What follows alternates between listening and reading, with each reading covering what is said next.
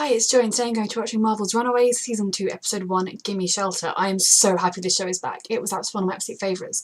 Last year I binged the whole thing and then I was like, I could have reacted to that. So I'm doing that this year. I am going to watch it over the next couple of days and then my reactions will be out once a week, probably every Thursday. These characters mean so much to me. I have not read the comics, so please don't put any spoilers. I know the show might do its own thing and doesn't do exactly what the comics did, but I don't want to see spoilers. But the main six especially, but I love them, all six of them, and I just want them to be happy and to do well, and they ran away. I wasn't someone that minded that I know I saw a lot of people saying, oh, why haven't they run away, why haven't they run away, it's called Runaways, but kind of, I liked that Season 1 was we just got to really get to know the characters in the world and their lives, and now we can see the running away having more impact and everything. I love Old Lace. So yeah, I'm sort of rambling because I'm so excited. Let's go. I can't believe I'm watching Runaways Season 2. Here we go. What's this? They've got the kids? What's going on? He can't resist the spotlight. What's up with him? He started with Jonah, didn't he? Is it some other kids? 6 completely random kids. Christ's sakes, Flores. Maybe you need more than just men handling your shit. Means our kids are still running. Yep. Literally. They're chasing someone. Oh my god, he's got the fistigons, really? Oh, they're really bad at this. I'm so happy this show's back. Maybe this guy could hurt himself or someone else. Dad, right here would kill me. Again? Alex, we gotta stop him. Oh gosh. I love them so much. I miss them. Could just carry it. She's gonna need to sleep soon. Man, we suck at being runaways. You really do. But it's okay. You'll get better at it. Nico has Chase's coat. Awkward. Paid for by our parents. Soup in and of itself has no inherent morality. Neither do our parents. Everyone stop saying soup. Let's just eat the soup. So many with so little. Yeah. Never really seen social injustice in person before. Yeah. Alex lost the money. Okay, forgetting for a moment that you were supposed Alex to Chase need to just stop this attacking each other. Oh, they don't trust each other. Carolina and Nico developed a certain chemistry. I wasn't aware of that at the time, okay? You're just a terrible leader who just makes bad decisions under pressure. Welcome to lead any Boys! I've seen proof. What proof is she talking She's in danger now, surely. This tape my parents made me. The one with the warning. They need to stop doing things like this without talking. We have to warn her. They do, but that's very dangerous. I'm stressed already. I figured they forgot about this place. At least that kind of explains why you've never seen this building before. Yep. Where we share everything we learn and keep it off the radar of the cops. How much are they gonna share? I want to hurt him as much as the rest of you do. Do we trust that? Address. I'll deal with it. Whoa, whoa, whoa, whoa. Pump the brakes there, big guy.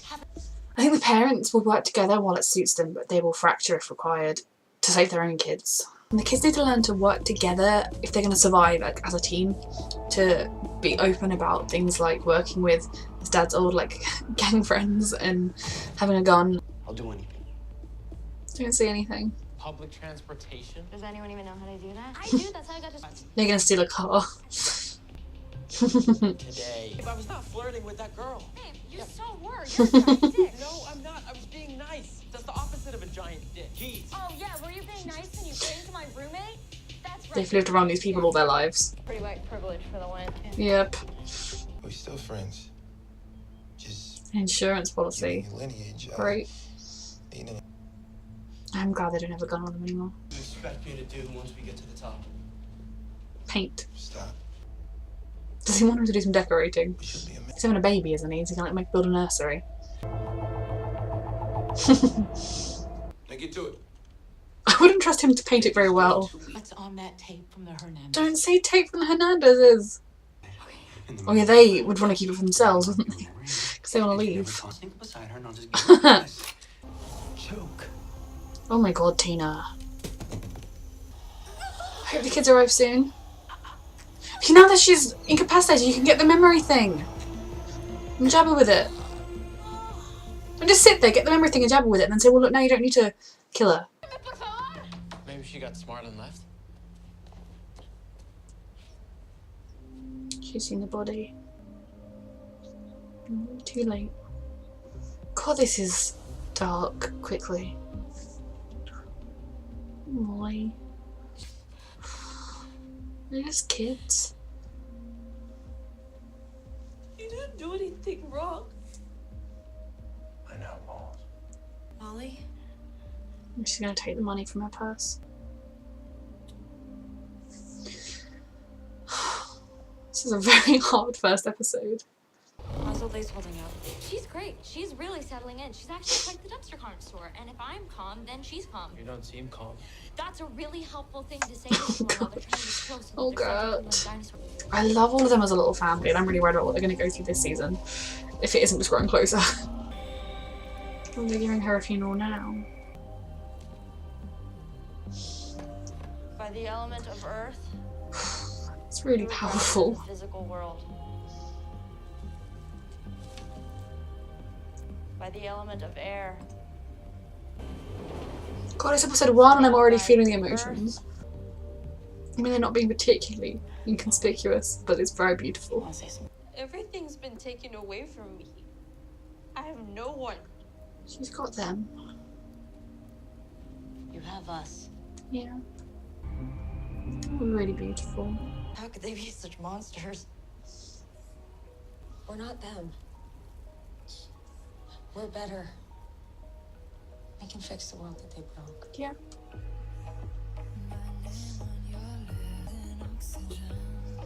I just need them all to be okay. Completely froze up right when she needed me the most. You can't help how you react to things. Thank you for being there for her. For stepping in when I couldn't. Of course. After being the guy who fell asleep on Lookout, it's nice somebody thinks I'm good for something. Yeah, I think you're good for anything. Oh, yeah? Oh, I meant things like babysitting while play spot. and talking to Molly. These two need to talk! Maybe one day they'll get on. I'm so sorry.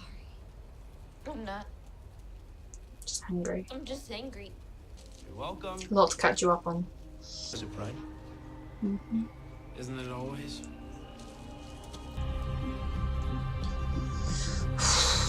Straight into destroying me, this show. Oh god. I haven't missed him. Is he having weird dreams? Like, what is going on? God, someone else I didn't miss. Tina destroyed it, saving Robert, who was sacrificing himself for Janet. Long story, you don't need the details. Don't want them. We handled our business. You didn't need to kill her. It wasn't Jonah. Mm-hmm.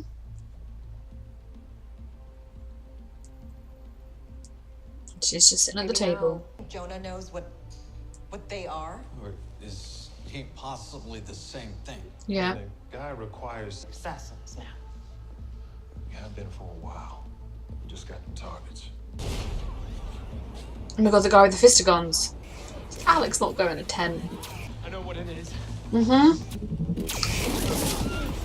His nickname is Mike on a bike. Yeah? Well, mine is Chase. That's not technically a nickname. Molly, helmet. I love Kurt being big sister. I need you. Yep. Oh my god. You know how to. No. Don't shoot her! Carry up! I think they found the hostel place they're gonna live. You guys are just some seriously weird shit. You don't know the half of it. Yeah. Yeah, if any of the ones to fall, she's perfect. You should move your bike to the side of the road. I like it. Yep, she's sleepy. Probably better if we test the stairs without a dinosaur. Yes. I'm glad they have a place to be safe. At least for a little while. Like, home. Yep. Oh, come on, but I just put all the tents. You just put it down here. Yeah. About who? What? I can understand her wanting to understand who she is and where she came That's why from. you're here. Because I need to know.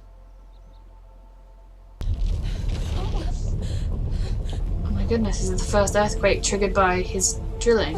It's starting. Oh god. Oh my goodness, thank goodness that the whole 13 episodes are here for me to binge over the next couple of days, because I don't want to wait a week after that, and I don't have to. I don't even know, that felt like so much longer than just one episode. It was so good. I think obviously a lot of it was... It actually wasn't too much setting the scene for season 2, but I think a lot of the threads that are going to run throughout season 2 we kind of saw the beginning of here. Even things like the dynamics of the groups, the parents and the kids. You know, we had in the kids, we still have Chase and Alex at each other's throats all the time. They haven't found a sort of peace, and I think this season it's either going to go the way of that just gets worse and worse and they keep clashing, or ultimately as a group they all find out what works and they slot into a family. And I kind of hope that ultimately it is the family, them all finding each other, but that might not even happen this season. It might happen in a future season, or it might happen just with some of the kids. I had something from the comic spoiled for me, but I don't necessarily think that the show is going to do that. And if they do, I'm mentally prepared for it, but yeah, I don't know. Then you have the parents, who are obviously, I think, they're not really a unified group, because each of them at the end of the day would put their own kid's life first. And, you know, they now know that it's going to cause these earthquakes. They now know that they didn't really know what they were doing before, whereas now they do know the consequences of that. So some of them might find that enough to inspire them to do anything, but I think we've seen that they're willing to basically, they don't really care the cost. They'll protect themselves and their children, and I don't know how much they'd be willing that if it came to, you know, my kid's in danger or 3 of the other kids, they'd probably save their own kid. So I think that's a very interesting dynamic. And then you've got the Wilders, who are still their own faction. I think to an extent they all are their own factions, but the Wilders are the ones that have openly said to each other, you know, we're going to take them down too if need be, like we are just here for ourselves and for Alex.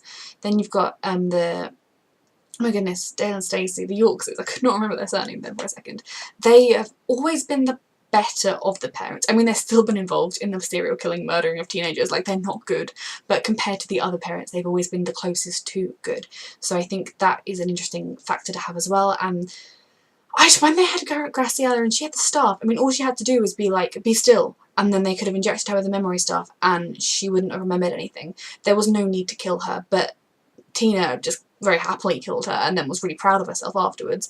And Dale and Stacey didn't say, no, stop, we can, I know she'd been shooting at them, but there was still no need to kill her in that moment. But they did, which I think is good, because it reminds you that the parents aren't good guys. And obviously I don't mean that like we need a reminder of that, but it really starkly puts that in context for both us and the kids. And I think that the murder of Graciela is going to be something that affects Molly in particular going forward. You know, she wants to fight. The rest of them, they all want to try and help save the day, like Carolina said, you know, we can fix the world they broke.